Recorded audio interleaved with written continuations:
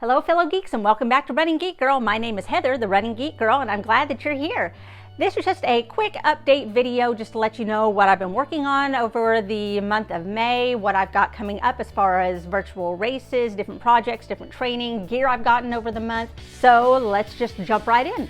Of course, I started the month out with spring Quidditch for Potterhead Running Club, where I pledged to do 15 miles a day over the course of 11 days. There's a whole video about that if you'd like to watch it, where I took a few seconds every day to kind of record my experiences and my feelings and let you know what that felt like. Now, since I racked up so many miles at the beginning of the month, I tried to kind of take it easy on myself for the rest of the month. I did not do any mileage that was over 15 miles. I did not do any long runs that were longer than 15 miles. In fact, I briefly considered doing a 19-mile run and then thought to myself, I have done so many miles this month, I've really got to give myself a break. So once Quidditch was over, I took a couple of days to just do walking and take it easy, sort of let myself recover a bit before taking on a slow, easy 5K, and over the next week working up to a nice, easy 10K. And now I'm feeling kind of more back at it. It's been a really busy month, actually, with trying to get things wrapped up with the end of school for my kids and things like that. Mentally, I've been pulled elsewhere, but still trying to get some time out there on the road. In other fitness, I also took on one of the Blogalates challenge. Cassie Ho from Blogalates, she has been spending the month doing a challenge for a different part of the body every week this month, and I decided to take on the arm challenge. It was rough, but I do feel a lot stronger after spending a week just focusing on my arms, and so I'm going to be using 2 of my strength training days for the month of June just to keep working on the arms, just because it did actually help a lot. It did make me feel stronger. I plan on using the rest of my strength training time to focus on my core. I feel that I need to put a little more work in on that. I do have a much stronger core than I had about a year or so ago, but there's always room for improvement. Now, it has been getting so warm here. I live in the South, and you know they say it's not the heat, it's the humidity. That is absolutely true. For example, it was 88 degrees the other day, but with the heat index due to the humidity, it felt like 100 degrees. And this is just in late May. So we're gearing up for that sweltering and completely uncomfortable southern summer weather. With that in mind, be on the lookout for some videos coming up in the near future about how to adjust to running outside in the warm weather if you are still able to get outside. And also a little bit more about hydration, about how much you actually need for your body. Now, oddly enough, despite the fact that I've been doing this for a while, I've never really focused a whole lot on recovery. And with Quidditch going on and trying to recover from doing 15 miles every day, plus all the extra walking around that I was doing, just taking care of living my life, I decided that I would check into getting a muscle recovery drink just to kind of help things along. After trying a few, I was able to discover this right here. This is Extend Original. It is muscle recovery plus electrolytes, and this flavor is rainbow sherbet. It turns your water this pretty pink color that my 3-year-old daughter thinks is absolutely amazing. And it tastes wonderful. I never noticed a chalky or powdery taste to it. Of course, I drink this when I'm really thirsty, so it costs around $20 for the tub, and you get 20 servings, so you're looking at about $1 per serving on this. But I have found that it does definitely make a difference. It's been helping a lot with post-run, post-heavy workout, and I'm absolutely loving it, so I will definitely be going back to that again. Something else that I use when the weather gets hot, and this is something that I've recently stopped back up in again, this is from Science and Sport, and this is their Go Energy Plus Electrolyte Supplement in salted strawberry. This is wonderful for replenishing my fuel when I am out on a hot, sweaty run. And in fact, they're so good that my husband likes to sneak them out of the pantry and use them when he's been doing yard work. They taste great.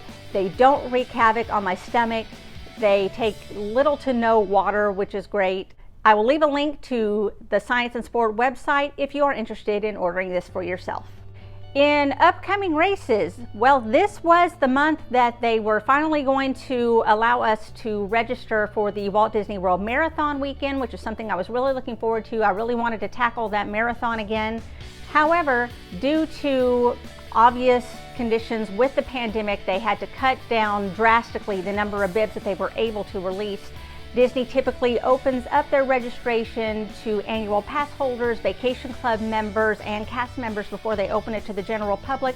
By the time they opened up those few bibs left to the public, they were all sold out. There was no way to get in. At this point, my option would be to raise money through a charity and go that route, but I have decided to go for an alternate race instead. Right here in my own backyard is the Little Rock Marathon, which will be happening just before my birthday in 2021. If you're not familiar with the Little Rock Marathon, it obviously happens in Little Rock, Arkansas, and what they are known for is they have gigantic medals for marathon finishers. So knowing that they have these giant medals available and knowing that it's a little bit less of a gamble and a much cheaper option, since I won't have to factor in travel or anything like that, I've decided that my marathon in the beginning of 2021 will be the Little Rock Marathon, and so that's what I'm going to be training towards for the rest of the year. I do have some virtual races that I am working towards right now. Obviously, New York Roadrunners, since they're having to cancel all of their in-person races in August, they've moved everything to online and virtual options, and if you go to their club through Strava, then you can enter their race for 1 mile on National Running Day on June 3rd. And so that's something that I'm going to be participating in. Also, Lazarus Lake, the genius behind the Barkley Marathons, which is like my running Super Bowl every year, has decided not to let the pandemic get him down just because we had to cancel the Barkleys this year. Instead, he has opened up a virtual option called the Great Virtual Race Across Tennessee, in which runners sign up and are given the entire summer to complete 1,000 kilometers from May until August. That's the distance from one corner of Tennessee to the other. It's all done low budget, very simply. The Facebook group is full of a bunch of fun people, and so I'm going to put a link down to that race if that's something that you would like to participate in for the rest of your summer.